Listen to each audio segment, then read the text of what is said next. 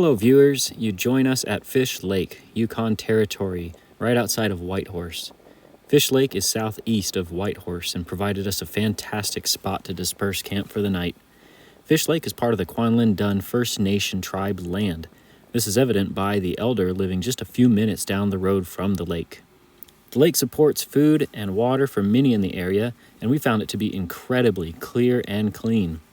However, the usual mass of bugs kept us inside for a good deal of the time until the wind picked up and finally took them away. Well, viewers, you join us now on the AK-1. We are heading towards Teslin in the Yukon Territory. We left Whitehorse this morning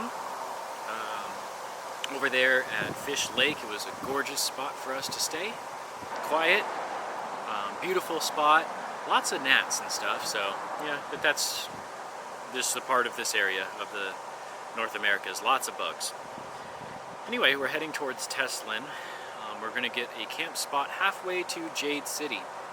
On our way north, we drove from Jade City to Whitehorse. It's about 6 hours. At that point, we were desperate for some form of just cell signal or anything so that we could get a text out, a normal text, and upload and share content. That's been the biggest thing of traveling through Canada. We adore Canada. Canada is gorgeous. But for an American traveler, it is a little bit difficult because we don't have a Canadian cell phone and Canadian service. So we rely on our American service, which is Verizon for us. We do get coverage, we do get data, even though it is capped. So our data is capped at half a gig a day. It resets at midnight Eastern time. That half a gig goes very fast if you're sending pictures to family or you're uploading content, what have you. So uploading a video it's just, you can't do it. You've got to find Wi-Fi. The best we found was Starbucks, of course. So we went in, got a drink and sat down. Even then though, the best that we were getting was about 2 hours to load a video. So you just have to sit and kind of suck it up, because what else can you do? On the way up here, we made the 6-hour drive because we'd gone through 2 days of no cell service. So now going back down, today we won't have cell service most likely unless we're close to Teslin. And then when we get to Jade City, we won't have anything until I think we get to Darcy or so, British Columbia. So that's a good long drive of just nothing. Luckily we have the Garmin, so we can still communicate with family. But in terms of posting, or if you're trying to feed people content, you're screwed. So if your followers are, content hungry, and if you're not posting and they leave, you're going to lose people, which sucks. But it is what it is. What can you do? So that's our plan today. Going towards Teslin, and then in Jade City this go around, we're going to see if we can't nab one of their little cabins that they have there in the city center, because that does come with Wi-Fi, and it does come with showers too, which is always nice as well. So we'll see how that goes. Hopefully we do grab one. If not, they've got free van and RV parking right there by the Jade City store. So can't beat that. It's safe, and they know about it, so it's a good spot to be.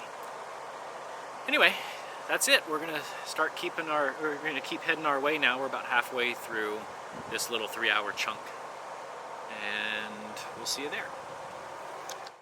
One of the big ways we have noticed on this trip to save some money is a Gas Buddy card. Getting this card gets you deals at thousands of gas stations, and the savings really add up tank after tank. Our recommendation, though, is to link this to a credit card. With a credit card, you can travel and spend on gas as needed versus being stuck waiting for income to come in. Our van Elmer is a 2000 Ford Econoline E150 with a 4.6-liter V8. He's also fitted stock with a 35-gallon tank for fuel. This nets us about 560 miles per tank. Great for long distances, but hard on the wallet. Aside from fuel, some other things to consider when traveling are your pets. Alex does a fantastic job of making sure they are in tip-top shape with medicine and cleaning. Remember, they aren't laying on a clean floor like they do at home, so extra care and attention is needed to keep all the nooks and crannies clean. On the way to Jade City in the Yukon Territory, we stopped for the evening at Ranchera Falls Trailhead.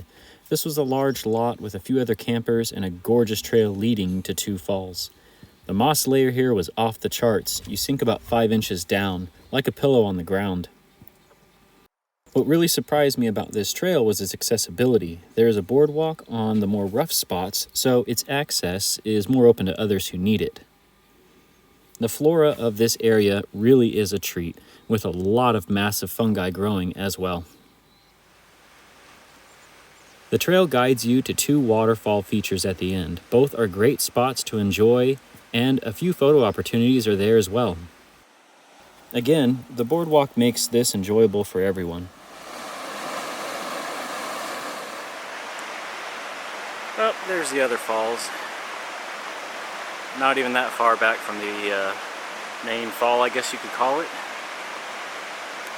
It's a little bit too far to reach though, and quite a bit too high to get to, so we'll just have to enjoy it from afar.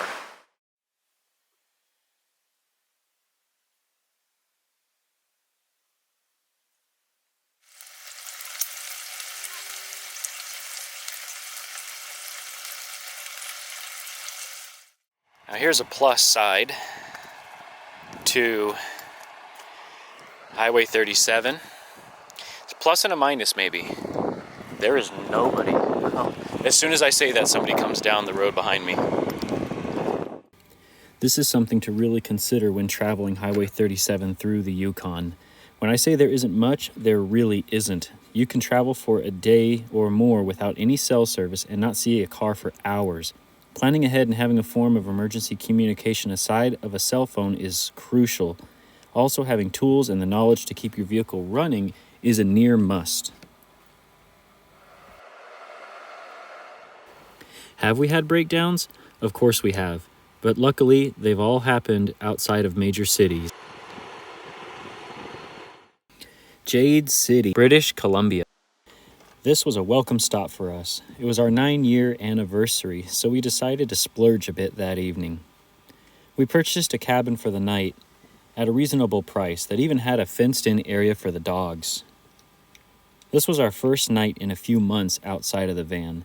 It was really nice having all the room, but strangely, I did find myself missing the coziness of our van by the time we left. So, Jade City. Is it named after Jade? Well, yes. The city is on Highway 37 west of Good Hope Lake and the Cassiar Mountains. The region is rich in serpentinite, greenstone, and nephrite jade. The town has a population of 30 people, started by the Bunce family, and have mined the area for 35 years, and even starred in a television series, Jade Fever. According to their website, 90% of the jade in the world is supported by the Cassiar Mountain Range in northwest British Columbia. At Jade City, not only do they mine the jade, but they work it into beautiful pieces of art available for purchase.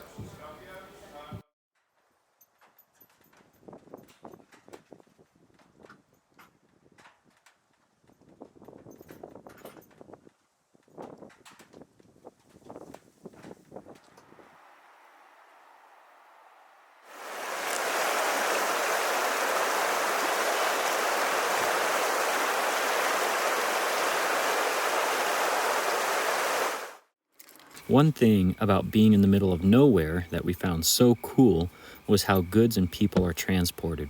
Since a lot of the mines and native communities are so out of reach of even roads, helicopters are used as a means to transport goods and people to the areas. This being a far more efficient way compared to cars and trucks. This landing site was super busy, only 100 feet from a gas station at the Bell 2 Lodge in BC. I'll hush up so that you can enjoy the takeoff of this helicopter.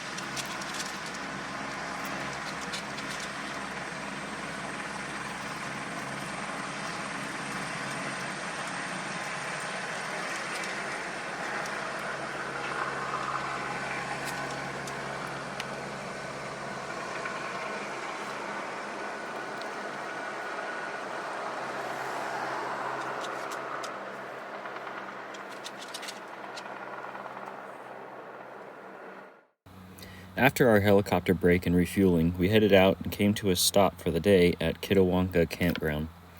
This campground is free to travelers and run by volunteers. The town of Kittawonka is small, having only 480 residents, but did have a great, well-stocked store with food and hardware. Our travels up north, we found many sites like these. It's a welcome stop since we are trying to always keep our costs down. The Kittawonka site even provided free water and wood for fires. Due to the remoteness of the area we travel, not only are the amount of services we can access limited, but also for the residents of the area. While driving through McLeese Lake, I noticed some smoke rising over the trees. As we got closer, we found it to be a home on fire. Being that it was my first time seeing a house fire, I was honestly amazed at how fast it traveled. We pulled over and with some other travelers were able to offer some assistance. However, with ammunition in the home, we and the residents could do little to help. Thankfully, no one was home and no reports of injuries were ever reported. After that interesting experience, we drove down to 108 Mile Ranch, which is a residential community of 700 homes situated in the South Caribou region of British Columbia, located in a historic area of ranches and lakes. Historically, 108 Mile Ranch was en route to the Great Caribou Gold Rush, at which time a few of the travelers settled here, eventually populating the area. The 108 Heritage Site is a tourist attraction with its growing number of restored buildings, including the largest log barn in Canada, a number of charming bed and breakfasts, and even an 18-hole championship golf course. However, no golf clubs for us, and we just stayed in our van at the rest area. After traveling from 108 Mile House, we took the long haul down to Garibaldi. This is just a bit north of Vancouver. Our previous spot while traveling north, while super pretty, was consumed by millions of flies. Also, at this point the heat was really starting to creep up. We had decided not to do a vent fan for this trip, but times like these really locked it in for the future mods of our van. We cooked our now comfort food of steamed rice and ham. The dogs lounged around relaxing, eyeing all the people coming to look at the lookout point, and just remained as cute as can be.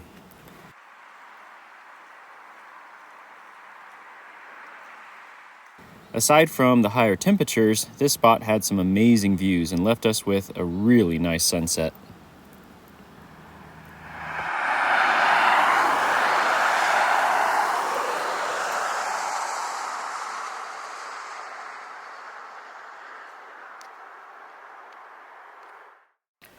The next morning, more travelers had arrived. It was a quiet night, contrasted with what was about to happen. As luck would have it, we did not break down in the Yukon, but we did just outside of Vancouver. 2 minutes into driving, the check engine light came on, this time flashing, which meant a serious issue. Our number 2 cylinder had a misfire. Now, if you know a Ford from this era, you know the coils are a pain. Luckily, we found one at a nearby Napa Auto Parts, and I proceeded to do a Walmart repair while Alex shopped. This, however, was not the end of the coil troubles. More on that later in the video. After crossing the Canadian border and fixing our coils and such, we made camp at Hidden Valley RV Park. This was actually our stop heading north up into Canada, which gave us time to gear up, get water, charge our batteries and such, and get showers. This time now heading south, again it was a nice stop to relax, get ourselves geared up, and enjoy the amenities of the park.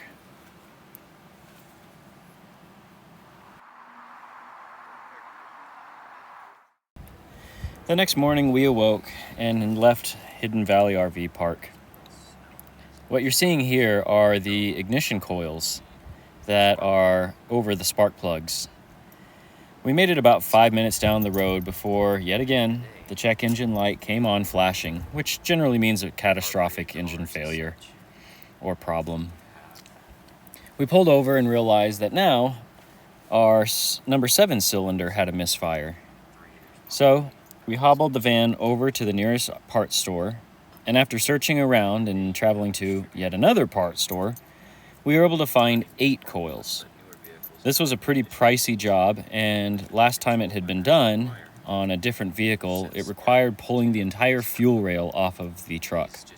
Luckily, Elmer was quite a bit easier, and I was able to perform this repair in the AutoZone parking lot without having to remove any fuel rails or such. Now that he's got 8 brand new ignition coils and 8 brand new spark plugs, he's running pretty dang smooth. Almost new. And what better way to test such an invasive repair than to climb 4,000 feet in just a few minutes? Well, that's exactly what we did as we passed through Stevens Pass and finding a nice forest road to camp for the evening.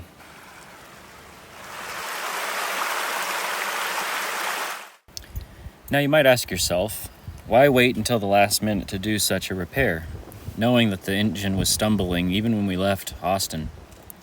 Well, the real reason is we didn't know exactly what was wrong with Elmer. He had been stumbling for a year after buying him. We had tried engine cleaner and injector cleaner, but nothing really seemed to do the trick for him. You see, these ignition coils can run rough for up to a year or more without showing any engine code. And replacing all of them is a $400 plus job just in parts alone. So throwing parts at a vehicle without knowing exactly what's wrong is really not cost efficient. We waited until the check engine light came on, which notified us which cylinder was having issue. In our particular case, though, after fixing one cylinder, it began to hop to other cylinders, forcing us to just replace everything. And with that, viewers, marks the end of this week's video. If you like the content that we're creating, please consider subscribing.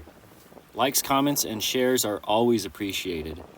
Join us next week as we continue further eastward into Yellowstone National Park. Until then, safe travels, everyone.